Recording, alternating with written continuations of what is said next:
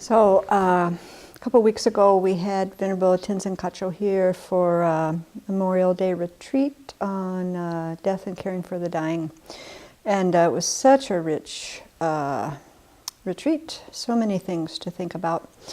And one of the sentences that she said that really jumped out at me, that I've been trying to work with my mind for the last couple weeks, is that we live in our assumptions.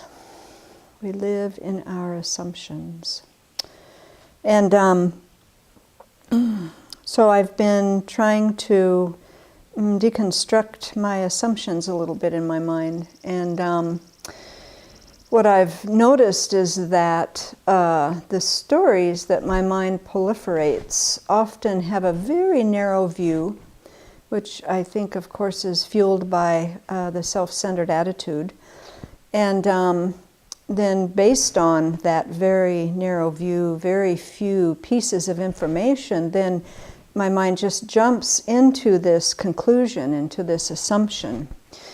And then the mind makes it very solid, very, this is the reality. And then I do my actions based on that erroneous information. And of course, what it leads to is suffering.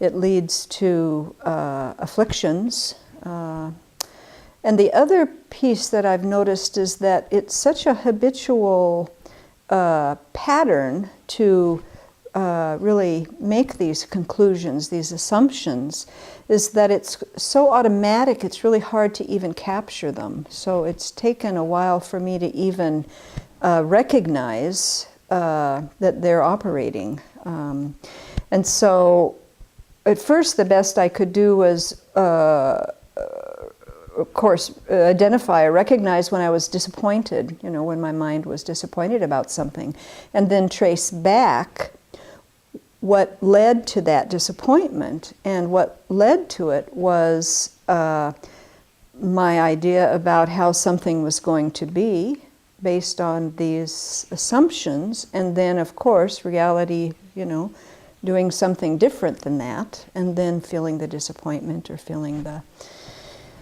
distress, or the afflictions, getting irritated because it's not going the way that I had planned out. And every day I wake up and my mind starts creating kind of this general plan of how things are going to be, the things that I know that are going to come up and how I'm going to work with them. And that's a very narrow view. It's actually quite a prison for my mind. And so I've been trying to work at using the mental factor of introspective awareness to recognize when my mind starts to do that and try to stop it. And then when I am experiencing the result of feeling disappointed or irritated, to name it. Well, it was the assumption I was operating under, so that I can try to piece that together to see why I ended up in that place. And then I was just thinking a little bit about if we didn't live within our assumptions, what would that look like? And boy, we would be so present to what was arising each moment. There would be so much flexibility in the mind to just meet what is coming now.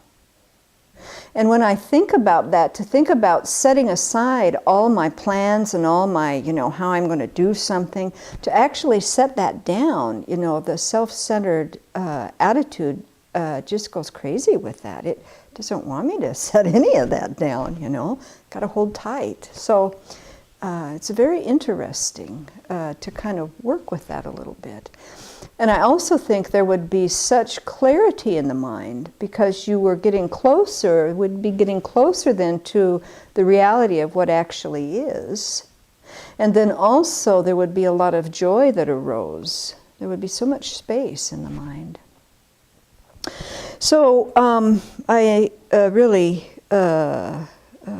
invite people to investigate your mind When you live in your assumptions, what's the result?